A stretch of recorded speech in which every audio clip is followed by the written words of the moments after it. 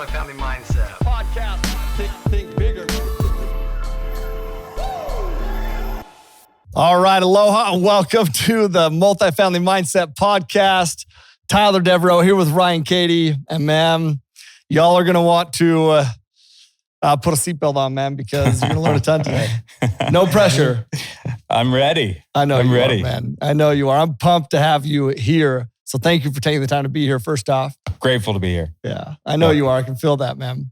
And I've envisioned for months that one day I'd be right here. So I love that, dude. Yep. I love that. I wonder how many people do that. I hope that that's yeah. Yeah, I told Michaela when I first started listening to your guys' podcast that I was like, I'm going to be on that one day. I love it, dude. And the day has come. Yes, sir. And I'm pumped about it, dude. So let's talk about your story, bro. Let's talk about a little bit of your background. So Ryan is a student of ours here at the Multifamily Mindset and is doing big things. But I want to start before then. Like, tell me your background, what you've done in the past, how you grew up, and what led you to being here. Being right here, yeah. So grew up, was born in Sioux Falls, South Dakota. Okay. Moved to Florida when I was 5 years old. So I grew up in North Florida area, kind of by Jacksonville. And started working at a very young age. I was always wanting to make money. So I started working, mowing the lawns, doing all the things, blowing off roofs. Down in Florida, there's pine needles everywhere. And so you're always blowing people's roofs off. And then started working full-time when I was 16 years old. So didn't go to college, just went straight into, full-time work. Yeah. My dad. At 16? 16. So did you get your GED and just bounce, or did you not even get that? Nope. I was homeschooled. Okay. So I did my schooling through a home correspondence, school. Got my, regular high school, diploma. Yeah. But just crushed it out in 3 years instead of the 4. I mean, it's homeschool. You could do it at your own pace, type of thing. It's also why I was able to work earlier, because then I could do the school in the afternoon or nights, things like that. Sick, dude. But yeah, and then started working for my dad. He owned a school fundraising, company. School fundraising? Yep. So in elementary, middle school, high school, when they're out selling the chocolate bars, gift wrap, things like that. Cool. My dad owned a company in Florida that did that. And so I started out as kind of a delivery boy, runaround guy, for him. And within 6 months, he knew that I had the rizzy to get out and do some sales, charisma. So the rizzy. Yeah. I love that, dude. Yeah, that's a new age word, I guess. Yeah. So. The riz. Yeah. But, and so I started going out, but I'd walk the schools in high school, when I was selling. And I'm in there going to meet with, the coach, the band director, the principal. Yeah. And multiple times I'd get told I need to get back to class. And I'd be like, no, I don't go to school here. I'm here selling, stuff. So dude, I love it. Looked like a 16-year-old. Yeah. And you were 16 when you were doing that. Yeah. So when I started going to the school side selling, I would have been 17 then. Okay. Dude, I love it, man. So your dad saw it, put you out there. How many reps did he have in the business? Only had 2 at that point. Okay. So then that's a lot of trust for him, dude. Like, if you think about that, I had some charisma, but I don't know if people would have trusted me to. Yeah. Yeah. I think it kind of started as, I was out delivering, to the schools. And then dad was like, well, while you're there, go in and see this person, talk to this person, see if this person wants to, buy something. And so it evolved, through that. But sweet. And then where did you go from there? Yeah, so we continued to grow that business. I became the president and owned it with my dad when I was 24, 25, at that point. My brother and I started another business together in the swag merch world. Okay. And that would have been 2011. So by the time I was 27, had a couple different, businesses, that were going, grew it up. My dad, we sold the business in 2016. Okay. That moved me to Philly. So my dad retired at the time. I went with the company that, purchased our company in Philadelphia, moved there. That didn't work out the way it was supposed to in my head. Yeah. I thought that was my set. There was a good amount of money that was coming from, moving there and being there for, several years, transitioning our sales team. Because by that time, we had about 30 people, in our, company that, were transitioning over. And after a couple of years, that didn't quite go the path that it was supposed to. Yeah. When did you know that it wasn't going to? Was it a couple of years in? It was probably within the first year. Okay. So took our company. I'd always worked for myself, and my dad. So never had worked for a corporate, company. Yeah. This company that bought us, large company, you're sitting in there. Decisions are all made by board of directors. They all know more than us. Money, people that are there that make decisions based on things that were very new to me as far as how they were, looking at it. But within the first year, started to see that it was,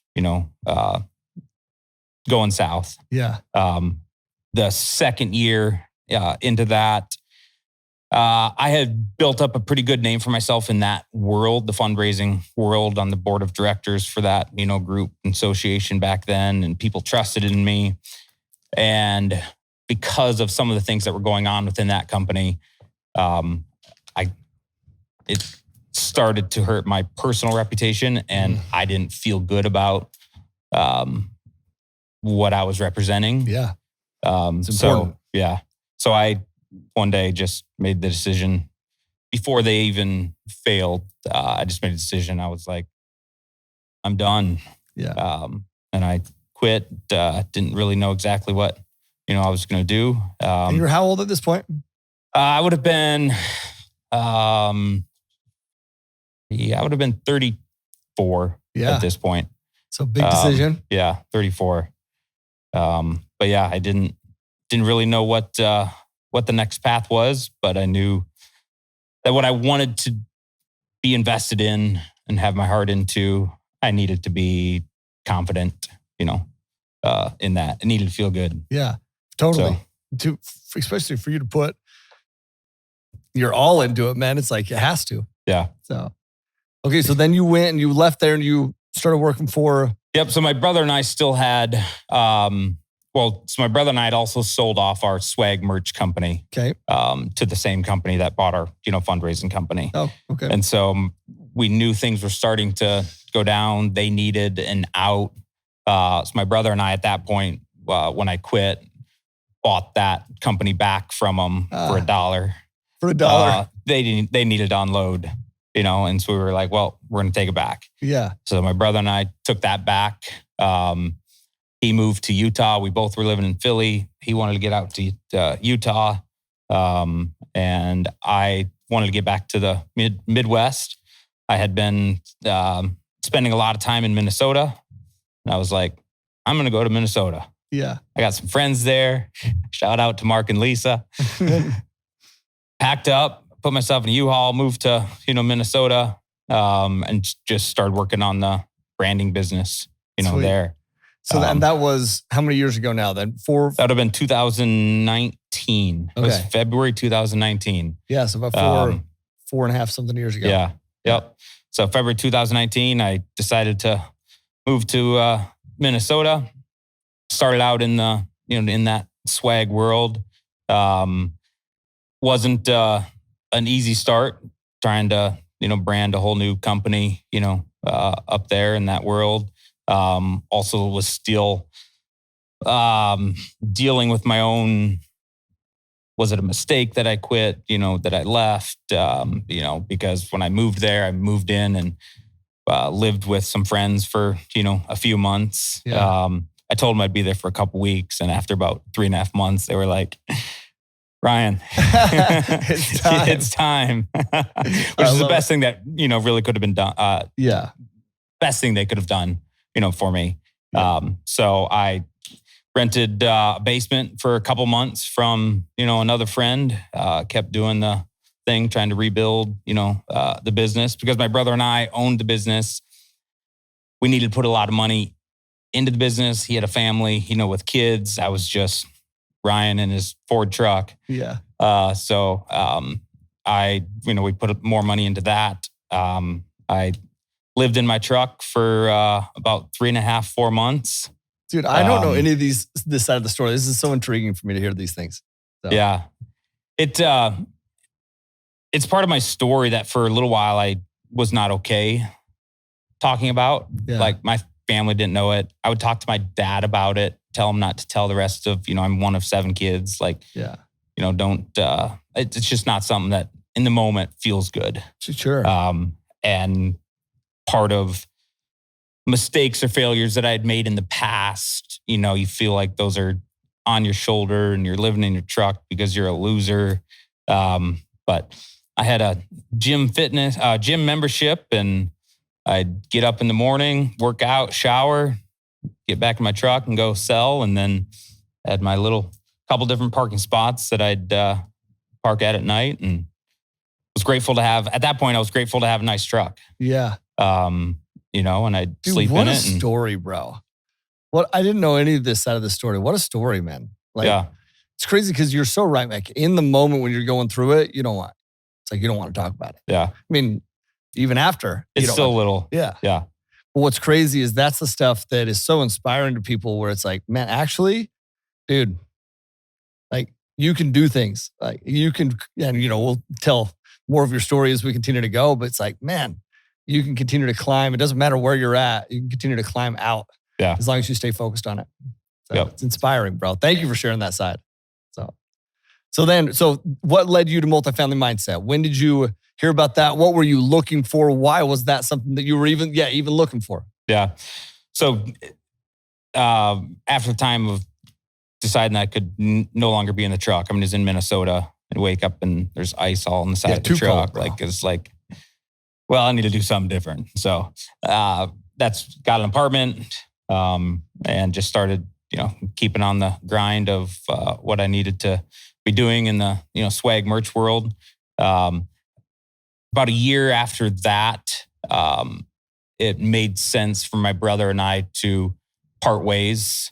I told him one day, I was like, I want to be your brother for life, not business partners. Yeah. And the whole COVID thing was a struggle for, our business, and that added stress. And I was like, we need to be brothers. So I took a job with a company that I'm still, with, and it's a swag merch, company. Yeah, same brand industry. Experience agency. Yep, but same industry. Yeah. So got into that. Same thing. I've moved up. I'm the director of sales, and client success team over there, and got into multifamily about 3 years ago. I met this amazing woman, Michaela, at the apartment that I moved into. So it was a good thing I decided to get out of the truck. Amen. Met Michaela there. And hey guys, if you're enjoying this podcast, we'd really appreciate it if you could take a moment, leave us a review and a rating. Your feedback helps us improve and reach more listeners. Plus, we love hearing from you. Thanks so much for your support. Just person that has goals. She wants everything. She wants to have a shit ton of money. Yeah. Wants to be able to help, people. And we just got talking about that through, dating, and what we wanted to do with goals. And we decided, and I have making good money at, what I'm doing. I was like, we need to start doing something with this instead of just, throwing it away, in different areas. So we knew real estate was that avenue, for us.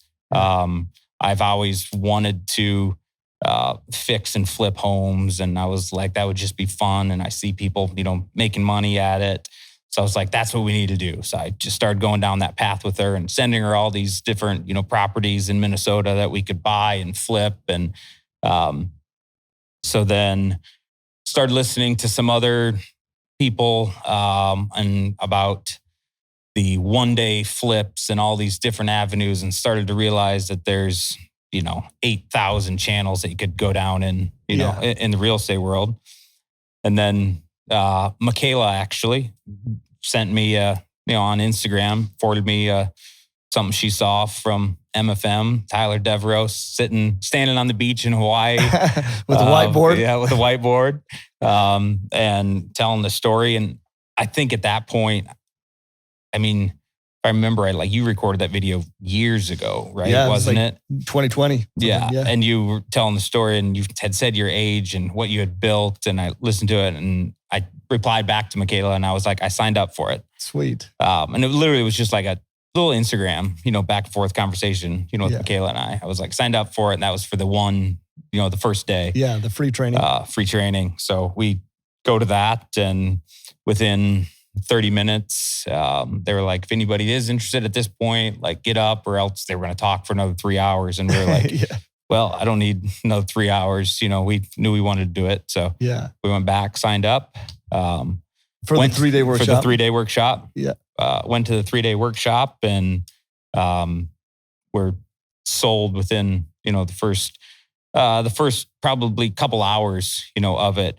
And not even just sold on MFM and Tyler Deveraux and Ryan Woolley and all that. Yeah. It was the clear path that finally, I cried that night with Michaela. Whew. Because I told her, I was like,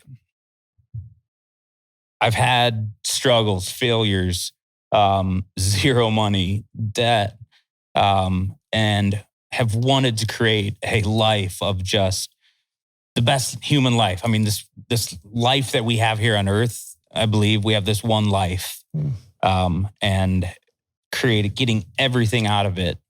Everybody has that opportunity. You have to figure that out, for yourself. And I sat there and I told her, I was like, I believe fully in this path. And I know now where our retirement, being able to have time freedom to build generational wealth. I just knew that immediately. That was the night of day one. Yep. Bro, I love that, man. I will tell you, Jim taught your class, right? Yep. I'll tell you that I love that so much because I can relate to it so much. When I found out about multifamily, I believe that it just happened at the perfect time in my life when I needed it to happen. And then I sold myself on that, literally, I sold myself on it every day, dude, because it had to be the vehicle, So I could relate to that so much and the emotions behind it and it brings emotions because I'll tell you that the vision creating the 3-day was to enhance people's belief, not necessarily in the company or any of the things you mentioned, but it's to enhance the belief in their ability, themselves, and just the vehicle, which is multifamily. That's it. And so the fact that you felt that quick, that I love that, bro. That was the vision creating that thing. Yeah. So I had told Michaela when we were sitting there, I was like, yeah, we could go buy a single family tomorrow. We could, do the flip, all that. I was like, yes, this is going to be, it is a harder path, but it is a much better path for building generational wealth. Yeah. Passively, from the, GP side, any way you want to look at it. Yeah. And I think it was, and I'm grateful for you all. I never knew that was an avenue.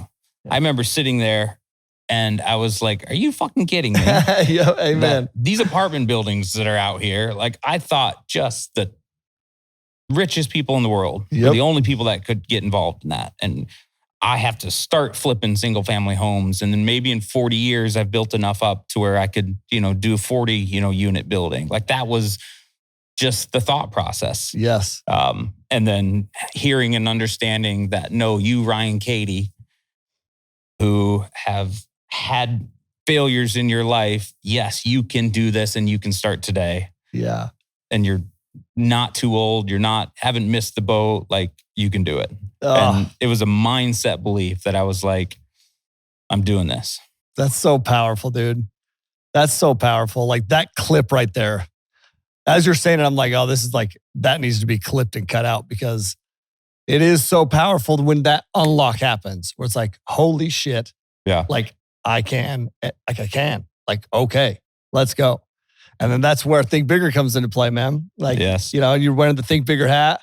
We mentioned this before we started, but like you always wear that hat. I do. I wear this hat a lot. And I love it. I love you for it. And I'll tell you that Think Bigger for me is so deep rooted in so many different things. And one of them is just like literally thinking bigger of what's possible, because I was the same way. It's like, dude, an apartment building? No. The wealthiest of the wealthiest, that's who owns them. I would have to do the same thing, flip, whatever. But even then, like it was even past my realm of possibility. I had never read a book about it, nothing. It's when I found out about it. Really, man, our stories, I can relate to you so much on it because it was this unlock for me in that moment when I needed it to be that unlock. It was huge. Yeah. So. I believe things happen how they're supposed to happen, timing wise. You know, might not always seem like it's the right thing going on, you know, in your life, but just the timing of how this worked in my life. Sure. Would 20 years ago, I would have loved to have already been, you know, 20 years ahead. Sure. Yeah. But I am grateful for this time, this opportunity of my life now. Yeah. And also that timing of without Michaela to be there to encourage, tell me I can do it, be a hell of a partner in doing it. I mean, she does 90% of it, but yeah, but yeah, that's huge. She's a beast. You're but very that lucky timing to have that. with her of us doing that together, couldn't have done it with anybody else in my life. Yeah. I love that, bro. And I love that you take it, you take the time to actually mention that and bring that up and give those accolades where, you know, the well-deserved accolades there. Because it's amazing what a partnership can do like that. Mm-hmm. And how you balance each other in the right ways, you know? Yeah. My wife, Brittany, she's not involved in the business, but she's involved in the business. She knows the name of every single team member we have. Nice. She knows names of students, tons of them, dude. Because I'll talk about them. Yeah. And she like will ask questions, and I ask her for guidance all the time. But that what you said that stuck out was that she's like, you can do it. You got it. Yeah. That stuff's so powerful. In the beginning, bro, Brittany's very inquisitive. And so she would ask me questions and I wouldn't know how to explain it because I'm learning it, you know, but it would start to like knock on my confidence. And so I literally had to have this conversation. It's not what she was meaning to do, but I literally had to have this conversation of like, hey, I know you want to know about it. So do I. You know, like I'm fucking learning. So bear with me. Like, because when you grill me with questions, I know you're just asking me questions to learn, but like, it actually is like it's like hurting my confidence because I don't know how to explain it. Yeah. And then I just get frustrated. And so I was like, so for the next little bit, just ask me questions, just support, you know? It's interesting. Michaela and I, when we started, you know, doing this, so in the last year, like we've had to learn with each other, even though we're both in it, how each other works. And there was definitely times to where, so she's the brains side of it. She's chemical engineer, math degree. And so she's an underwriting beast. Yeah. Knows the numbers. I'm a talker. I sell, I get in front of people. I sell the dream. And then somebody needs to make sure the dream, even my, you know, other business, like there's people the operators they're the ones that are good in those, you know, those seats. And so I focused immediately on the investor relations side. And I was like, I know through my connections through this, like I can get people excited about, you know, this, you know, investment opportunity. Yeah. And so we would run into times where she would start asking me things on, you know, investment or, you know, capital raising and have you learned this or that? Or like, how are you going to do this? Yeah. And I'd get frustrated because I'd be like, I don't really fucking know the real answer yet, but I'm figuring it out. We're doing it. You know, I'm spending time, you know, learning it and putting energy into that. But so we had to learn how to work with each other because we're in business now, you know, together. Yeah. And ultimately it was coming down to just strengths and weaknesses, focusing on, you know, what you're good at, what she's good at. There's a lot of trust that goes into that, huh? The biggest thing would be that is both of us one day sitting down and being like, we're going to make this happen and not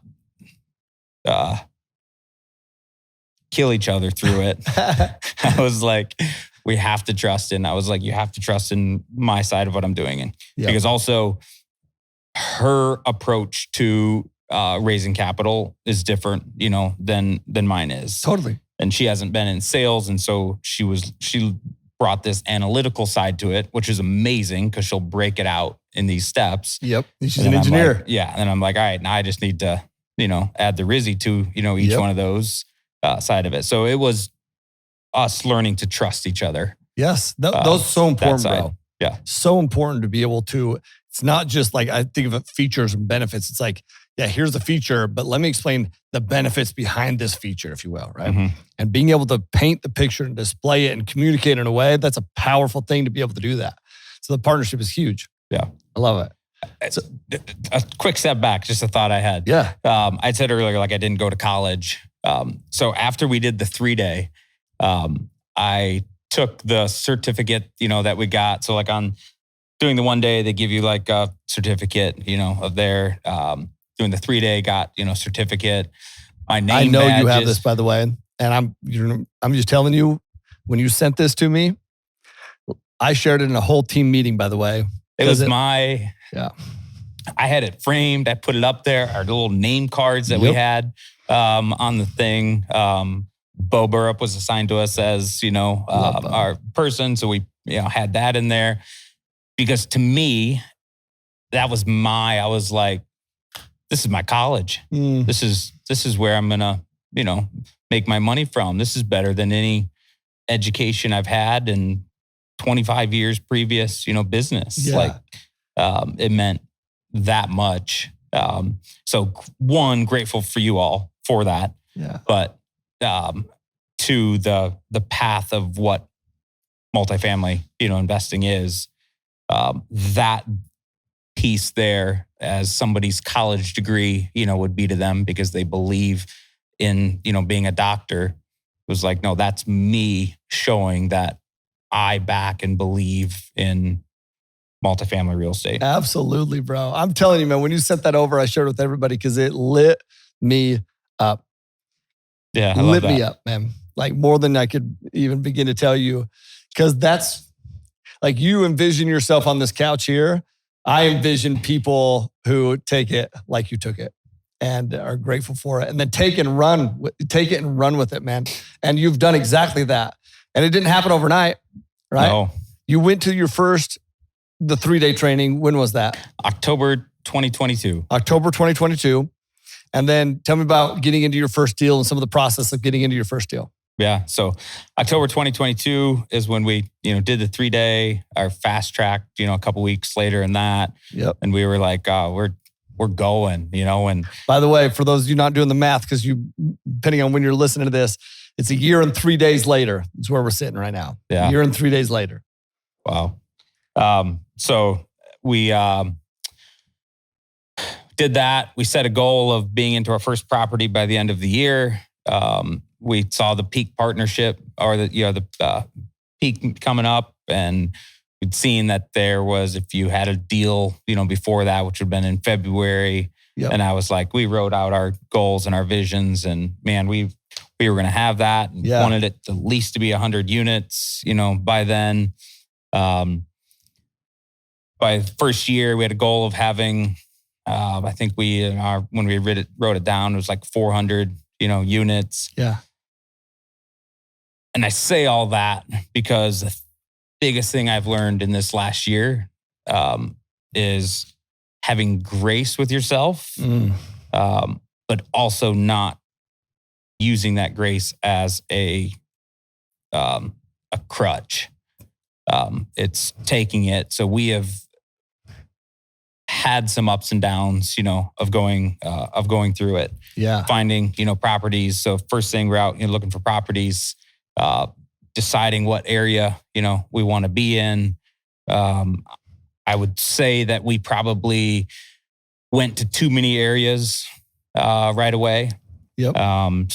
Decided that we were going to be in 5 or 6, areas, and live in Minnesota. But I was like, I have connections in Florida, so I really want to, connect in Florida, and then all these other, areas. And spread ourselves probably too thin, right away there. And then what changed really the most for us was us making the decision to spend money to go to Peak. We had kind of met Gibby's Capital team. So shout out for Eric, Brett, Megan, and the Gibby's team. They're awesome. But at Peak, connected with them, and that's what the whole thing, is for. Connected with them, built a relationship to where we believed and trusted, in each other. And so, how did you build that relationship there? Like, did you go in there strategically wanting to do that? Not strategically wanting to build relationships, but not necessarily with Gibby's. Correct. Yeah. So for me to be in business partnership with people, I need to be able to connect, relate, be on the same, path. Yeah.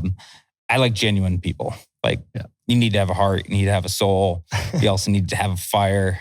So when we got there at Peak, Eric is the only one I had, met before. Immediately was, drawn to Eric. He's young. He has, stuff going for him. And I was like, I love that energy. I love It's just the a vibe. good person. And he's just calm and real. Yeah. That's a great way to put that, dude. Yeah. He's just always, that. And so then when we met him, I met Brett and Megan at, Gibby's or at Peak as well. And Michaela and I made a conscious effort to, after that first day, to be like, let's make sure we keep getting in front of them here. Like, those are people we can be with. And I kept inserting myself into different ways to where Michaela at one point, she was like, they're going to think you're stalking them. Like, and I was like, well, I just want to make sure we're, that they know who we are. See, I just want to drill. I think it's such a huge actionable because there's lots of people at Peak and lots of people are trying to connect with lots of people, like everyone. I don't believe that's where the goal is. The goal is you meet a couple, you figure out who you resonate with, and then you double down on those. Yeah, agreed. Yeah. I love that you did that, man. Yeah. And Brett and Megan, same type of energy, like just great freaking people. Yeah. They were some of our first students in the network, like in the program ever. Wow. Ever. Those guys were. Yeah. And from the very beginning, they were like, they are, because that's who they are. And I've loved them from the very beginning, man. Yeah. And so they're just great people. So you go to Peak, you build that relationship, and then take me from there. Yep. Go to Peak, build that relationship. They, at that point, I don't even know if it was at Peak or maybe the next week, they were raising a little bit of capital left on a deal up in Michigan. And they were like, if you guys can, get in, if you can, raise some money, you can get in on the deal. And I was like, done. We got this. Yeah. And didn't end up completing and getting enough to, raise on that, property. So what were your biggest challenges there? My own head. When I say that, just like I break it down and I like to look at things and bring it back to myself because in the end, I'm the only one that's in charge of myself or can make a decision for myself. So it was stuff in my own head that I had, an issue with. Imposter syndrome. I was worried that people would think that all of a sudden I'm doing this real estate, thing. And if all of a sudden you told somebody you were, bought a fix and flip home, they'd be like, oh, cool, great, good for you. Yeah. You tell them that, hey, I've, this was 55 units, raising 55 units, $100,000, minimum investment, you can get in. They look at you in a different way. Yeah. And so my problem was not thinking my network was bigger than it is or was, and just thinking that, these people will, love this and buy into it right away without putting a thought process and a plan behind how I'm going to sell it, what the pitch is, just because I'm excited, about it and got, my little framed college degree on multifamily investing doesn't mean that they're, going to be. Yeah. And so it's probably a lot of things. While we would have loved to have gotten into that, even on this last property that we are now in on, I am grateful for how things went, with that. And so it's kind of like when I was saying earlier, like we had these goals, we were going to have one done, within 3 months. If that would have happened, I actually don't think I'd be, have the understanding of the entire business at the level that I even do now. If we would have just instantly gone in and, had one. Bro. Wouldn't have had the gratefulness, wouldn't have had the continued probably determination to keep crushing it. So I look back on the last 12 months. Michaela and I, after we closed on the property in Houston, looked at each other and I told her, I was like, might be behind our goals. I was like, and this was less than a year ago at this point. I was like, so in 11 months, I said 11 months ago, we did not have any real estate in our name. Yep. I was like, 11 months later, I was like, we have 102 units, $10 million worth of, real estate that we are, GP on. And we brought in a bunch of investors that are now also making money, and not just what we are getting, out of it. We have investors that are, in on it. Being able to bring people in and money that was sitting in their bank account getting 2%, and now they're on a path to where it's bettering their life. Like my little single family flip would never have done that. Yeah, bro, the impact, right? Yeah. Love that perspective so much. And it's so powerful that you look back and see it like that. It's like, I think it's a huge takeaway for people, because people want to go so fast. And that's a beautiful thing to go so fast. But when you go fast, you're also going to have struggles. Yeah. And that's okay, as long as you learn from the struggles, because those struggles, man, they will strengthen you. Yeah. I mean, would I've loved to have gotten into one right away and had 500, units by now? Sure. Yes. But that wasn't the journey. And the journey is what I always try to grow from, understand what the purpose of the journey was. Yeah. So powerful, bro. And I love that you also drill down and recognize that it's huge for investors. Like, I'll tell you that I just got literally driving in, I was trying to find an email, but I saw 2 emails from passive investments that I'm a part of that were like distribution. And I'm like, every time I see those, bro, I'm like, lights me up every single time. Because I passively invest in a lot of people's deals, like not just my own, I invest in my own too, but in a lot of people's deals, and it helps me diversify. And that's beautiful. Yeah. So it's a huge value. As much as I didn't have an understanding of, the industry and us being able to get in, create peakless capital and be, in the multifamily arena, it's an investment class that a majority of people don't know, it's about. impossible. And I love the opportunity of being able to educate people that just because you have a 401k doesn't mean, sure, you're ahead of other people, but you could be way ahead. You could build some generational wealth. Yeah. By putting that into real estate. That's it. A little bit of a different approach, man. Yep. So, question for you, peakless capital. Tell me that why that's the name and what that means. Yeah. And I appreciate you asking this question. Yeah. Peakless capital is, I love the name. I'm in branding. And so I also wear peakless capital, everywhere I go. So we started it as M&R Investments, big thought process behind that. Michaela and Ryan, right? They were like, we need something. So we got to get our LLC formed and start it. M&R Investments. We wanted to play at that point. We were like, we're a couple doing this together. Like, I want people to, see that. Did that for, a few months. Didn't love it. Had no plan of, changing it, but it just, is what it was.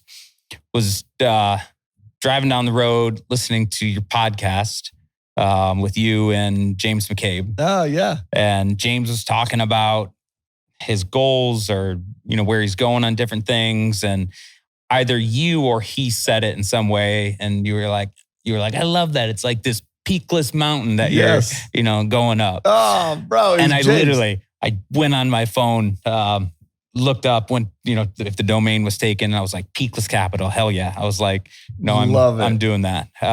And bought the domain, right then. Oh, bro, that lights me up, man. Yeah, I went home and told Michaela, because we just had built our website. We just had bought, everything M&R. We had done, all these things.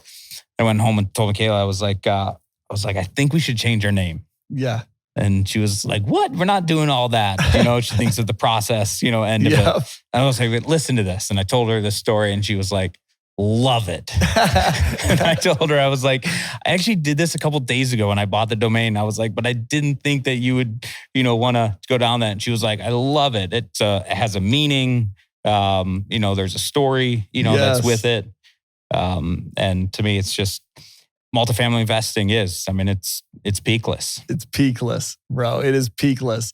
I remember that. It was James who said it. Yeah. And I remember when he said it, literally the same thing like you said, I was like, oh shit, I love that, Because that's actually what I believe. I believe true happiness is continual progression, constant progression, always climbing, always growing. It's like there's something with that just breeds happiness, man. Yeah. So I love that.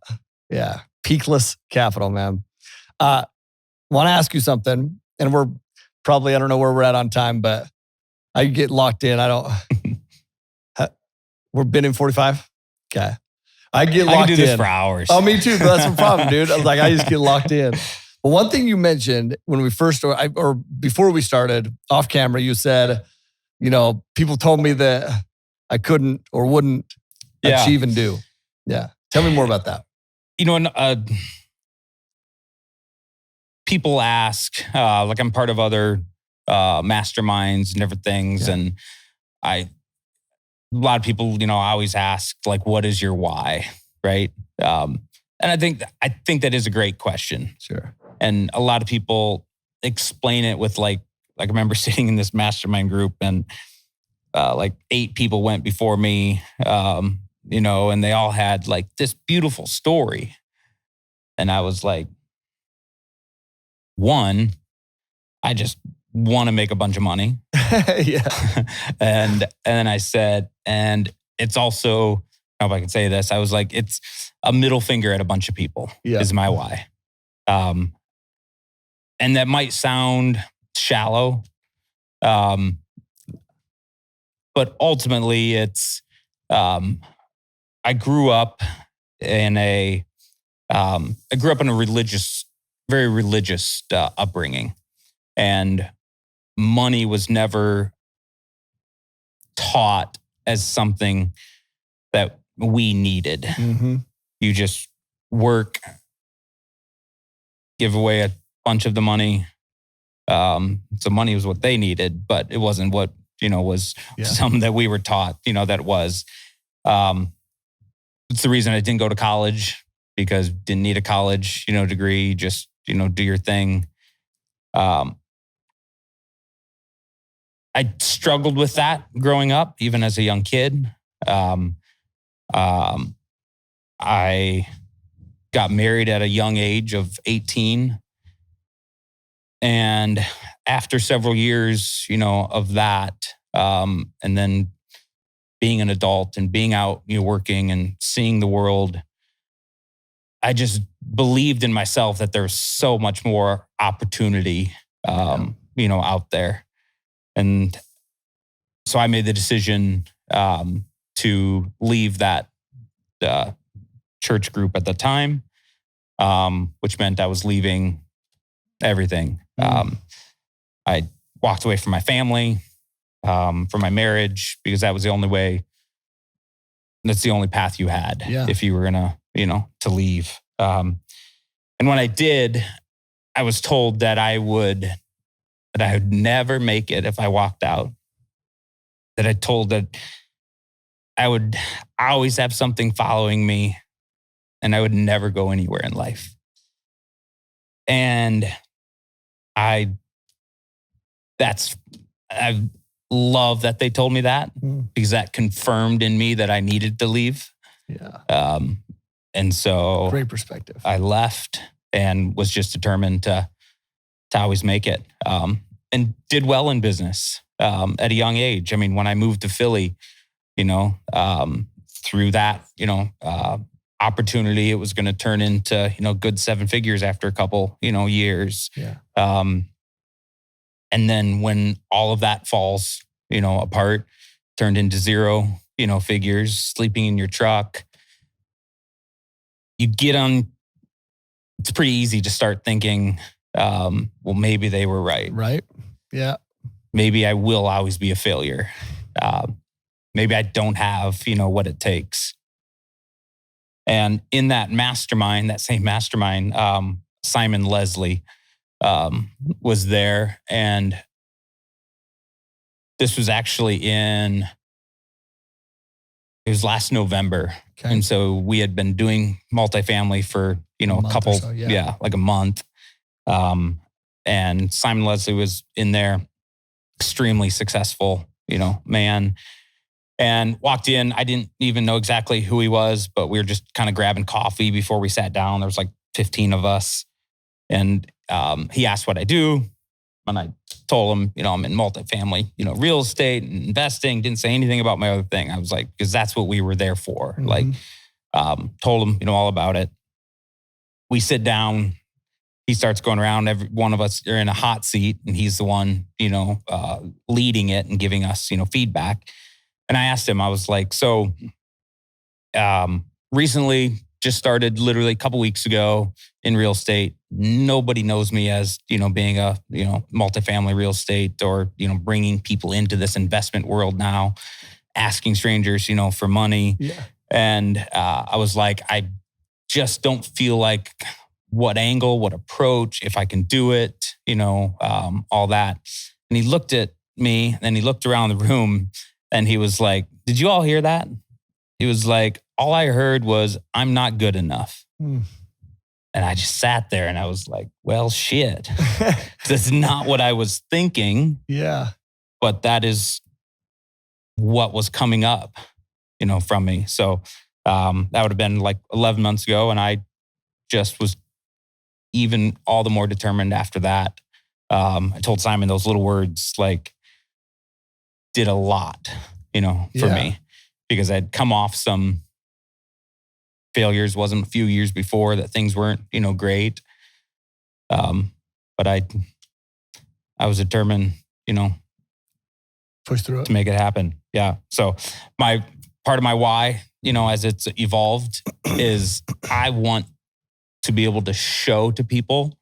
So a better way of saying a middle finger to people is I want to show people that you can have failures, you can have setbacks, get up off your ass and you just keep going, keep going, keep going. That's not it. dead till you're dead. That's it, dude. And that's the part of your story, man, that's going to resonate with lots of people because so many people need to hear it. It's powerful. And so you're awesome for sharing it. That's, and it's not shallow, bro. Like, I believe that your why continues to transform, right? Mm-hmm. Where sometimes you have a deep-rooted why, but dude, you have to figure out what motivates you. It's like Kobe Bryant, right? Like Kobe Bryant or Michael Jordan, and they would nitpick these little things that would make them that would motivate them. Make stories up even to motivate them. I am no different. Like right now, I promise you, there are people that I am excited to give the middle finger to. Andrew, you're actually one of them. I'm excited to, no, just kidding. No, but there are in my life right now where I'm like, you just wait. Hold my beer, just wait, Like for real though. Yep. And that motivates you to so you got to find what motivates you and push, bro. That's what you've done, man. You're an inspiration, dude. And it has been fun to see the journey. And I love that you told me that this is something you manifested, something you're like, man, I'm going to be.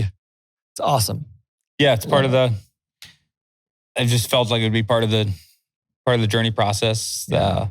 And it's only the beginning, bro. It is only the beginning. And that's what's fun. Yeah. And thank you for that. Yes, we're just getting, started. Yeah. The momentum, is growing That's it. and growing. So, man, as we wrap up, is there any, I feel like you just said it, but any last bits of advice or somebody listening to this that had struggled with that same, I don't know if I'm good enough. Any advice that you would give them on how you push through that?